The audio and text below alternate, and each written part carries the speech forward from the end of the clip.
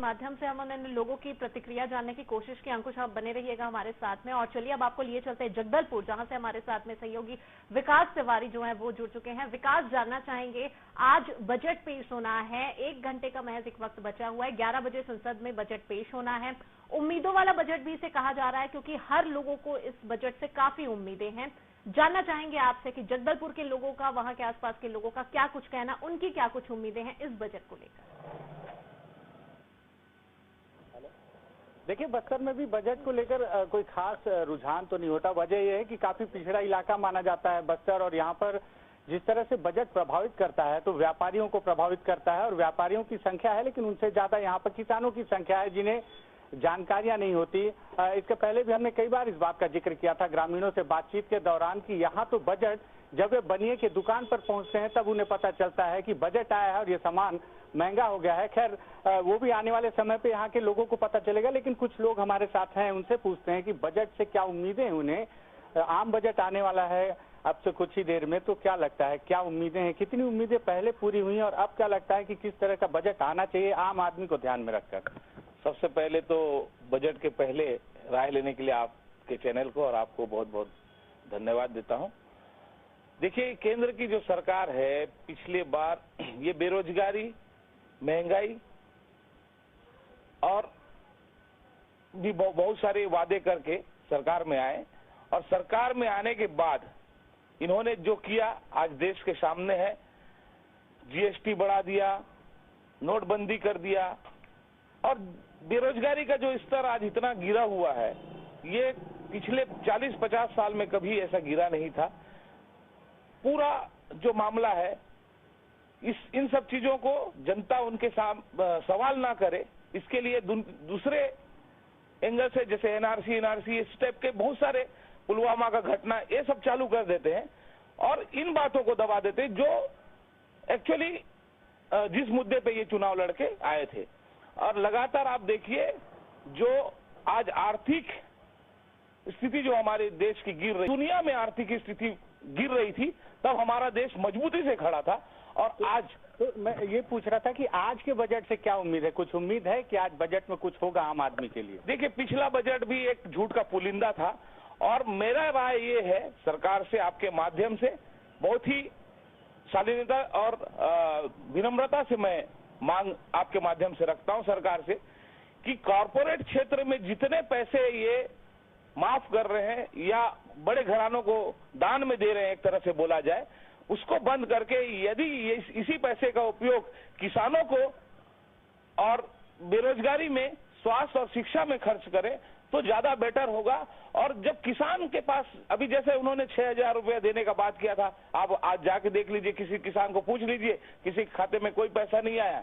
ये छलने का काम बंद करे, और किसान के हाथ में अगर पैसा आएगा तो निश्चित रूप से किसान मार्केट में आएगा, और मार्केट में जब वो पैसा रन होगा, निश्चित रूप से हमारा आर्थिक स्थिति मजबूत होगा। मतलब किसान और बेरोजगार, आप एक व्यापारी हैं, आपसे पूछना चाहूंगा कि क्या उम्मीद है आपको। आज एक आम बजट आ रहा है, आम आदमी के लिए ये बजट माना जा रहा है, तो क्या लगता है कि क्या होना चाहिए प्रमुख तौर पर इस बजट में।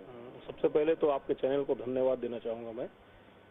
इसके बाद ये कहना चाहूंगा, सेंट्रल बजट जो है वो पूरे देश के लिए होता है, तो सरकार को ये होना चाहिए कि पूरे देश की स्थिति को ध्यान में रखते हुए बजट पेश करे। और सबसे बड़ी बात, पिछले 5 वर्षों से जब से जीएसटी का उच्चतर स्लैब आया है 28% का, उसने देश की व्यापार को एकदम न्यूनतम स्तर पे ले गया है। लोग पैसे इन्वेस्ट करने से डर रहे हैं। जो फैक्ट्री के मालिक हैं वो ये देख रहे हैं कि अगर मेरे पास जो पूंजी है वो मैं दबा के रख लूं, क्योंकि 28% का जो उच्चतम स्लैब है उसमें अगर हम टैक्स बटाते हैं तो हमारे पास लागत लगाने के लिए और पब्लिक कर्मचारियों को देने के लिए कुछ बचता नहीं है। इस कारण से सरकार को ये होना चाहिए कि जीएसटी का स्लैब 5% से लेकर 10% के रेंज में होना ही चाहिए। उससे क्या होगा, पैसे में, मार्केट में पैसे का रोटेशन होगा, बहुत अच्छे से पैसा चलेगा। और उसके बाद जो हमारा अभी मंदी का दौर चल रहा है, मार्केट में पैसा नहीं है और जिनके पास है वो दबा के बैठ गए हैं, वो चीज हटेगा और लोगों का फिर से रुझान बढ़ेगा निवेश की तरफ, और लोग निवेश करेंगे और देश में खुशहाली आएगी और पैसे का अच्छे से संचालन होगा। इससे क्या होगा, जो निम्न स्तर के व्यापारी है उन लोगों का अच्छे से मतलब घरों में पैसा आएगा और खुशहाली आएगी। इस चीज को बजट में बिल्कुल ध्यान में रख के ही पेश करना चाहिए बजट। तो जीएसटी के स्लैब को कम करना चाहिए, ऐसे कुछ व्यापारियों की मांग है, सोच है। क्या लगता है कि आम आदमी के नजरिए से यदि देखा जाए तो बजट में क्या होना चाहिए जो कि आम आदमी को प्रभावित कर सके, लाभ पहुंचा सके आम आदमी को? देखिए, पिछले 5 सालों से देख रहे हैं जो जब भी बजट आता है तो सबसे बड़ी अगर कोई जरूरत है इस देश में, जैसे अपन निम्न वर्ग के लोग बात करते हैं, उसके लिए राज्य सरकारें बहुत सी योजना बनाती है। चावल की योजना है, मुफ्त में ये, मुफ्त में वो, सब्सिडी। मध्यम वर्गीय परिवार जो होते हैं वो बहुत बुरी तरह फंसाते हैं। वो ना बड़े लोगों की श्रेणी में है ना नीचे की श्रेणी में है। तो मध्यम वर्ग के लोगों के लिए इस बजट में क्या प्रावधान रख सकती है गवर्नमेंट? दूसरा, एक समस्या जो उभर के आ रही है बेरोजगारी की। हालांकि ये समस्याएं जो है, बेरोजगारी की समस्या जो है वो सिर्फ केंद्र का मुद्दा नहीं होती है, क्योंकि राज्यों में सरकारें होती है, राज्यों के अपने बजट होते हैं, उनको भी काम करना होता है। उसका ठिकाना अपन सीधा केंद्र पर ही हो सकते हैं। हाँ, लेकिन केंद्र का जो बजट होता है वो कहीं ना कहीं देश के औद्योगिक क्षेत्र के लिए, देश के एक बेरोजगार फैक्टर के लिए भी काम करता है। तो सरकार को जो विशेष ध्यान देने की जरूरत है ये है कि 3 फोकस करना पड़ेगा सरकार को। कि एक सबसे पहला जो है वो ये है कि किसान जब किसानी करता है तो उसको मालूम होना चाहिए कि उसका जो किसानी कर रहा है, जैसे एक व्यापारी बिजनेस करता है वो 10% 15% व्यापार के लाभांश की दृष्टि से काम करता है। किसान को भी लगना चाहिए कि मैं खेती कर रहा हूँ और मुझे कम से कम 15 से 20% मुझे लाभ मिलने वाला है। एक चीज। दूसरी चीज सभी वर्ग हैं जिसे लेकर यहाँ पर काफी उम्मीदें हैं और उम्मीदों वाला बजट इसे इसीलिए कहीं ना कहीं करार दिया जा रहा है। संसद में आज आम बजट पेश होना है। सभी वर्ग के लोगों की यहाँ पर अपनी अपनी राय है, अपनी अपनी उम्मीदें हैं। अब सिर्फ देखने वाली बात होगी कि आखिर उनकी उम्मीदों पर ये बजट कितना खरा उतर पाता है। तो संसद में आज आम बजट पेश होना है। और चलिए, ये तो बात रही जगदलपुर की। अब आपको लिए चलते हैं न्यायधानी बिलास। उम्मीदें हैं, बहुत कुछ कहना है और लोगों की एक एक करके प्रतिक्रियाएं भी यहाँ पर लगातार सामने भी आ रही है। और चलिए अब आपको लिए चलते हैं जगदलपुर, जहां पर हमारे साथ में सहयोगी विकास तिवारी लगातार जुड़े हुए हैं, बने हुए हैं।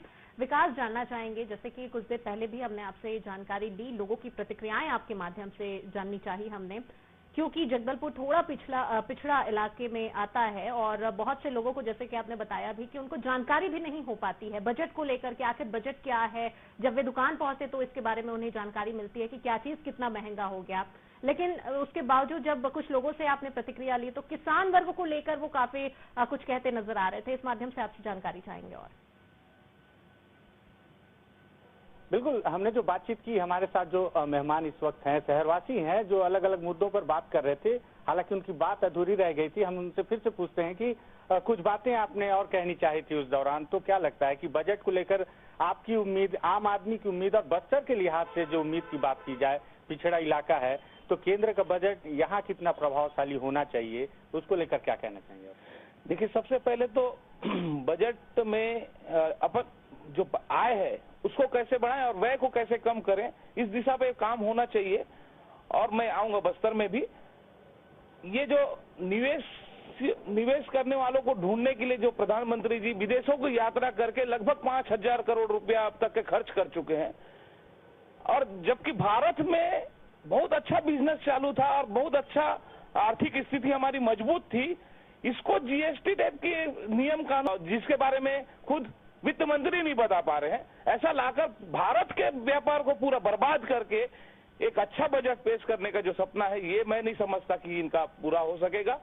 और मैं फिर भी उम्मीद रखता हूं कि बस्तर, जहां की खनिज संपदा से पूरे भारत में पैसा जाता है उसके रॉयल्टी से, पर बस्तर में जो पैसा मिलना चाहिए, लगभग 30% मिलना चाहिए, वो पैसा बस्तर को नहीं मिल रहा है।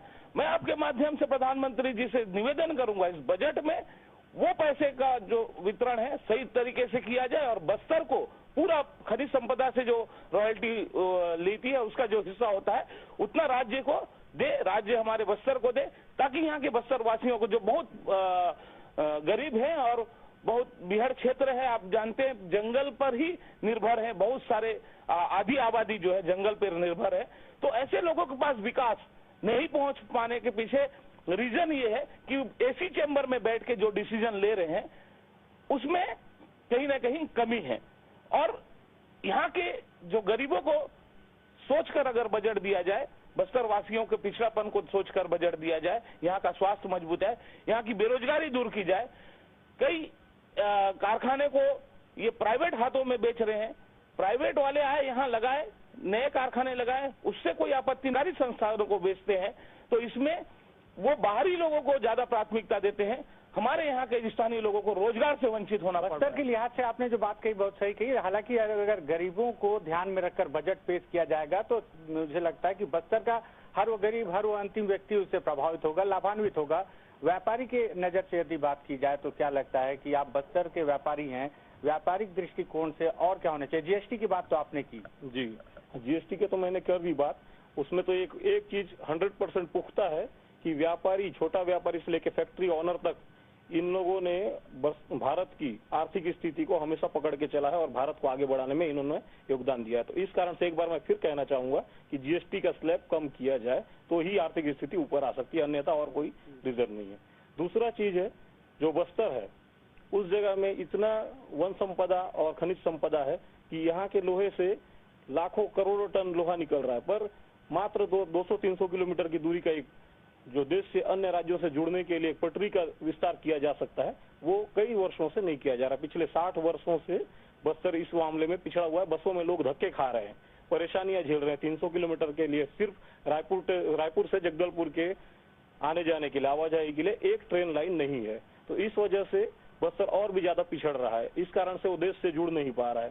तो केंद्र सरकार को ये होना चाहिए कि सबसे पहले रेल मुहैया कराए बस्तर से रायपुर तक कर, जगदलपुर टू रायपुर के लिए सीधी रेल लाइन एक मुहैया कराया जाए। उस कारण से क्या होगा, व्यापार में विस्तार होगा और लोगों को अच्छी सुविधाएं मिलेगी। जो चिकित्सा के क्षेत्र में डॉक्टर्स नहीं आ पा रहे हैं, डॉक्टर्स आएंगे हमारे क्षेत्र में, और ज्यादा चिकित्सा से लेकर रोजगार तक का और शिक्षा तक का विस्तार होगा।